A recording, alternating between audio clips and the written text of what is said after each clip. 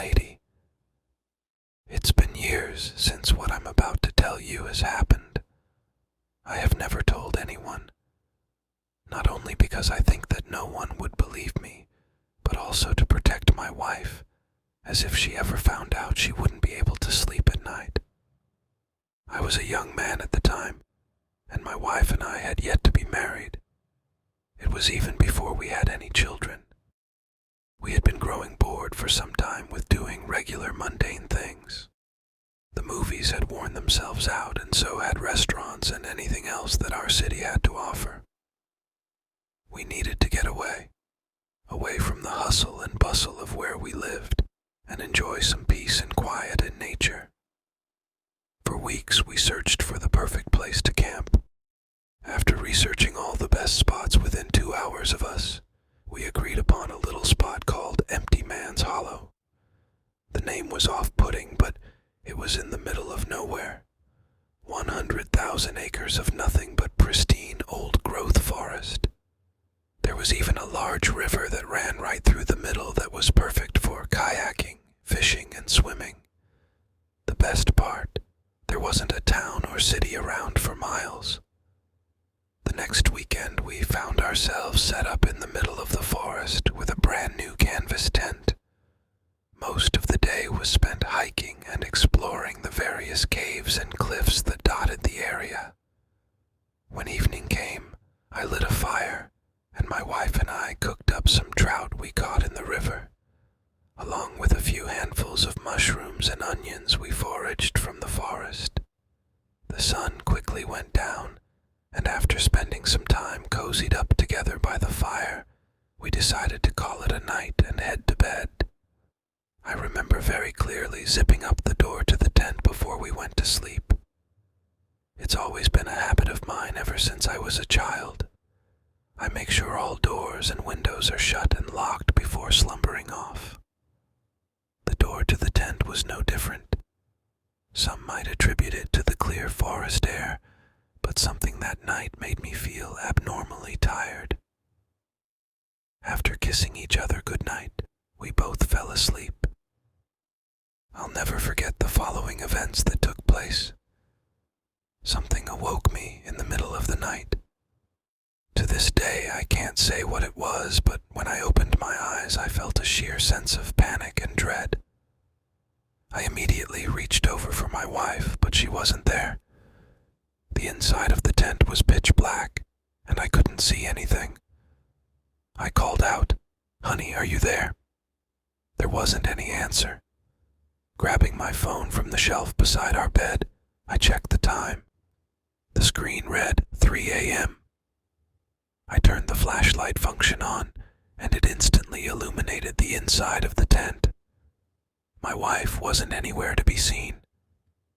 I looked toward the door, and it was halfway unzipped, the fabric fluttering back and forth in the breeze. I got up and stepped outside. I couldn't help but to notice that the forest was weirdly silent. I shined my light amongst the trees. I called out again, "Honey, are you out here?" Once again, there wasn't any answer. I walked around to the back of the tent searching for her, but came up empty. It was like she had completely disappeared. Feeling a wave of panic, I brought my contacts up and prepared to call her. Just as I clicked on her name, my phone began to power down. The battery was completely dead. Right as the light dimmed and my phone went black, I seen a shadowy figure dart across my field of view. I yelled out, "Honey, is that you?" Still no response, only the snapping of branches and rustling of leaves. With no other option, I chased the figure into the darkness. For what seemed like an eternity, I ran. Branches whipped me across the face, thorns stabbed into my thighs, and roots threatened my every step. Eventually, I stopped and looked around. Other than the outline of the canopy above, I couldn't see anything. Deciding it would be best to head back to my tent and charge my phone with the portable charger, I turned around. Once I could power it back on, I would be able to call my wife and have a light light source again. After some time of not reaching my tent, I figured I was lost.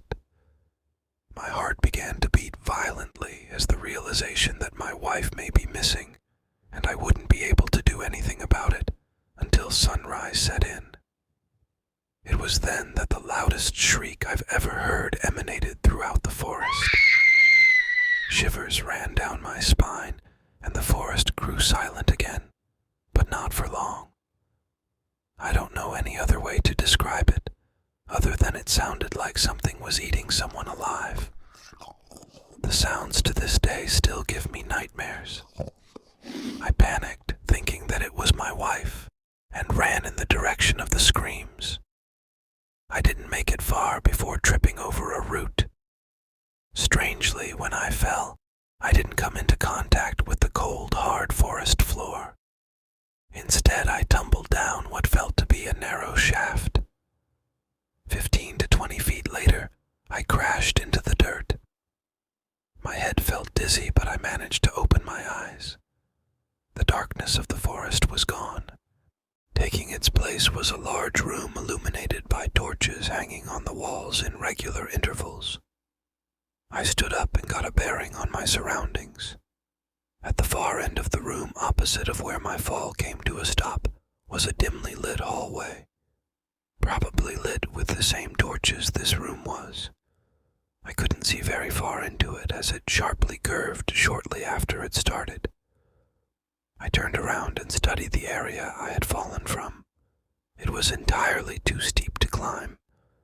I would have no choice but to go the opposite direction. The first thing I noticed upon entering the corridor was a cold draft that funneled through into the entry chamber. It cut like a knife and chilled me down to my bones.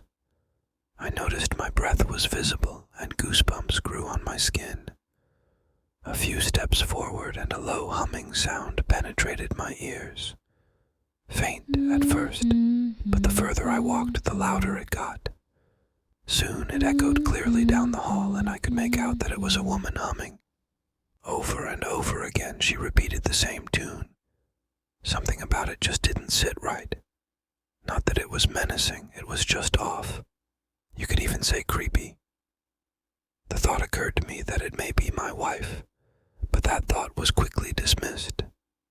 I had never known my wife to hum, and what would she be doing down here humming anyhow? I continued walking until I came to a large oaken door. Black metal bands wrapped around it, and a cast iron knob sat unusually high. I could hear the humming coming from behind it. I reached for the knob and slowly turned it. I pushed the door gently and it opened. My heart dropped as it groaned on its hinges. The room was brightly lit by a roaring fire. A rickety bed sat in one corner, a dresser in another. A small wooden table sat directly in the middle. The humming was coming from a woman in a rocking chair. She sat a few feet from the flames and her hands were incessantly moving like she was knitting something. "Hello, I'm looking for my wife. Have you seen her?" The woman continued to knit and hum with no response. "Ma'am, can you hear me?" I said, "I'm looking for my wife." There still wasn't any response. Maybe she was deaf. I walked forward until I was right beside her. "Excuse me, ma'am, I'm looking for my wife. Have you seen her?" The humming immediately stopped, and the woman's hands went still. I noticed she was knitting what looked to be a pouch to carry glasses. She turned her head and looked at me, or at least she would have, but she didn't have any eyes. 2 gaping holes revealing her empty eye sockets was all there was. I stepped back aghast at the sight. A large smile spread across the woman's face. "Maybe you'd find her if you opened your eyes." Almost immediately, my eyes flew open and I was back in the tent. My skin felt cold and clammy, and my heart thumped violently. I looked over to see my wife was still in bed. I looked around to see that nothing was amiss. With a sigh of relief, I closed my eyes. "What a nightmare," I said to myself. A few hours passed, and my wife and I got up. got some breakfast, and began to pack up our camping supplies. With the dream I had had the night before, I was more than happy to be leaving the woods and heading back home.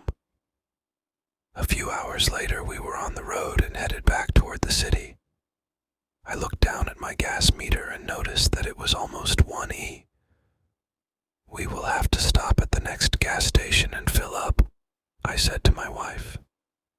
We pulled into an old decrepit parking lot with only 2 gas pumps.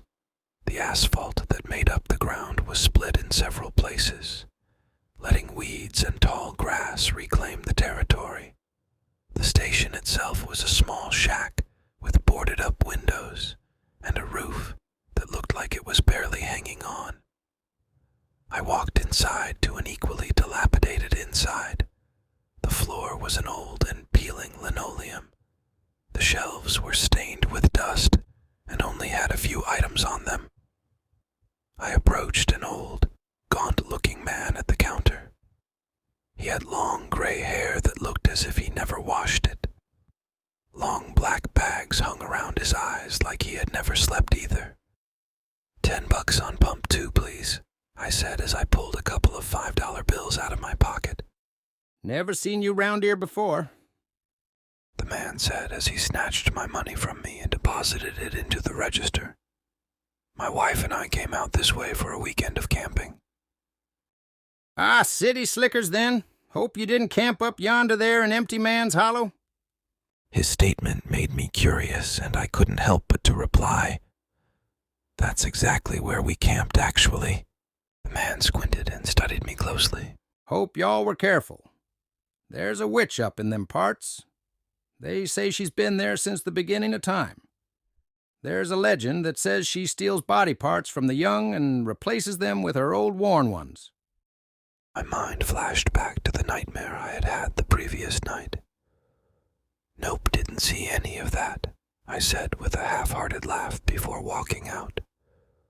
I spent the next few minutes filling up the car and then hopped back in and drove off. A few miles down the road, I noticed my wife rubbing her eyes and squinting at the road ahead of us. "I'm not sure if I'm tired or what, but my eyesight has been really off today," she said while once again rubbing her eyes. "Not only do they itch, but I can't really see that well. Remind me to make an eye doctor's appointment for this week."